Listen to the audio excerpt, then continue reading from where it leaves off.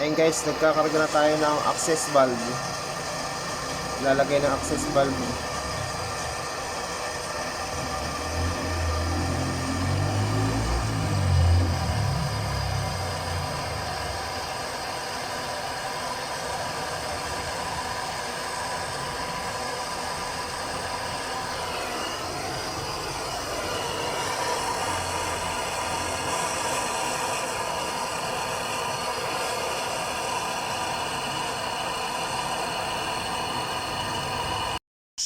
Guys, ayan magkakarga tayo ng preyon. Wala pa itong access valve. Yan, nilagyan na ng kasama natin guys. So yan diyan niya tataniman ng kargahan. Ito yung tropa ko na pinakamagaling mag-repair ng aircon. Yan, nalinis na rin to guys. Tapos kakargahan ng preyon.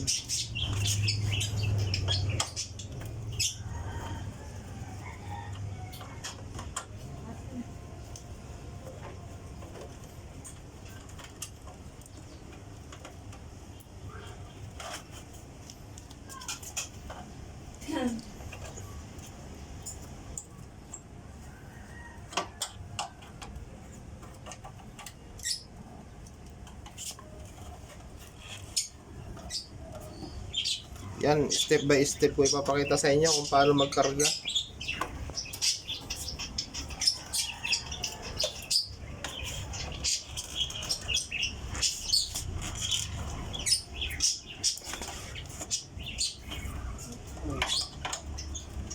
Kit nung mo to na screwdriver mo.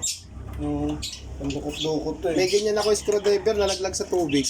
Nung namamaril kaming isda.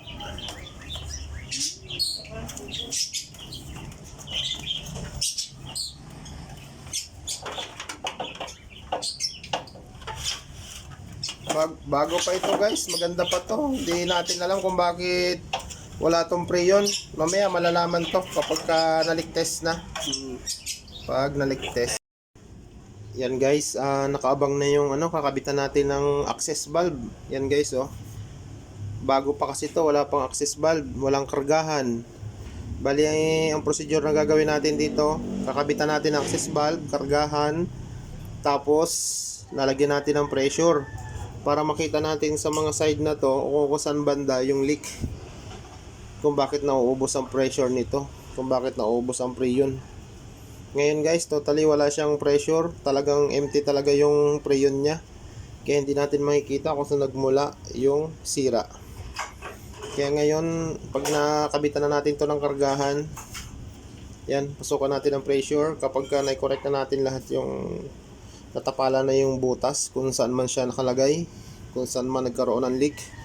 Sana guys, hindi na tayo pahirapan. Sana nandito lang sa malapit, sa madaling hinangin.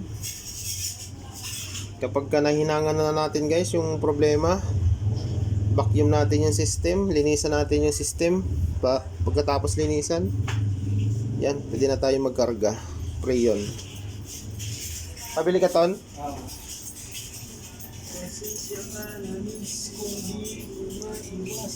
Ito, patingin niya nung panglagay mo. Yan guys ito yung access valve na ilalagay. Yan, para maligtest natin.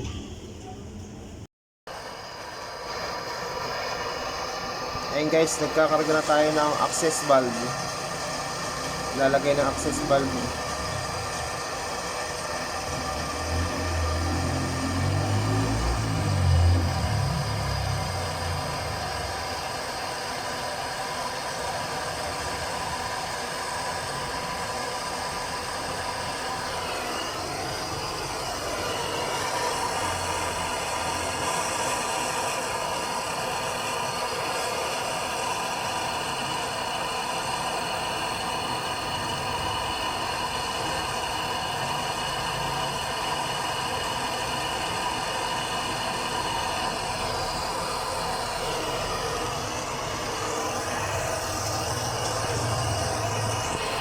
Mainit ka, no? Yes.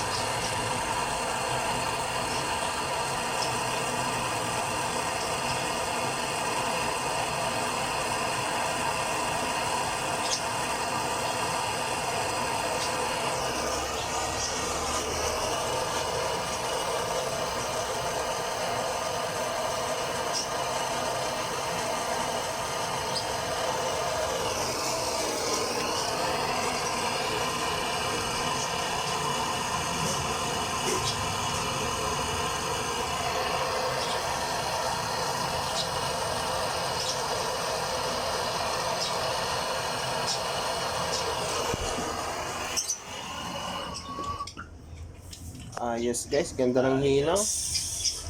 Ganda ng hinang oh. Grabe. Yan, tas paglamig. Saka natin kargahan ng pressure. Si Tito da. Ayan guys, nakita na natin yung ano. Kita na natin kung saan yung butas. Nandun sa puno nito. Pinakang puno. Ano? Yun ang lakas. Yan.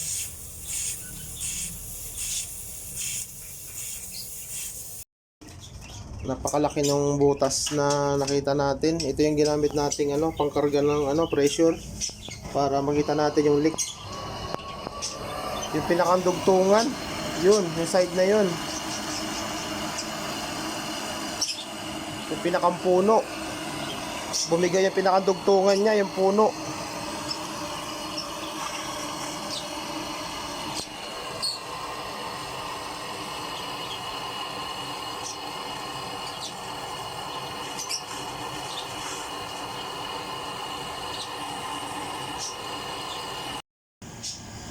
Ayan, nagkakarga na tayo ng preyon. Ayan. Nagkakarga na tayo ng paunti-unti. Nararamdaman ko na ang lamig. Napakainit pa naman ang panahon ngayon. Yung tangki ng preyon natin guys, oh. Yan, Cute lang. cute size. Pang portable, dala-dala. Cute size. Ganda oh.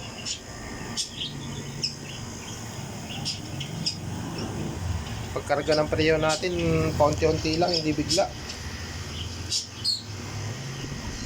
Lakas ng blower niya guys. Bagong linis kasi, tsaka hindi pa naman kalumaan tong ano. Parang na-stock lang siya.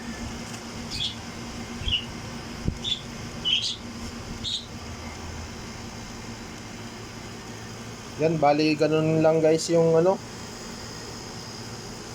procedure pagka magkalagay ka ng ano preyon, kapag ka nawala ng preyon at wala pang access valve. Ito yung access valve na tinanim natin, yan oh. Kargahan.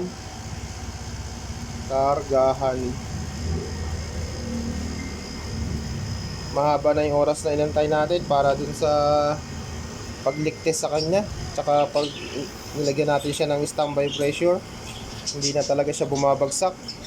Ayan, tapos na tayo mag-vacuum.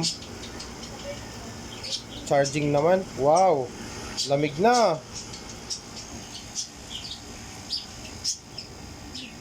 Oh, malamig na. Nakko, makakabunso na yung may-ari nito, yung customer. Yan, ang lamig na nga. Grabe. Dito na lang ako. Sarap tumapat. At guys, tatapat tayo dito. Ang lamig eh. Wow. Smooth pa lahat ang ano niya ton, no? Ganda pa ng motor niya, guys. O yan o, yan. Lalong pumunta sa atin yung ano, yung hangin. Haha.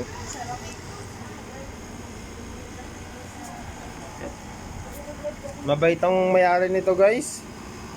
Mabait siya. Madali siyang kausap.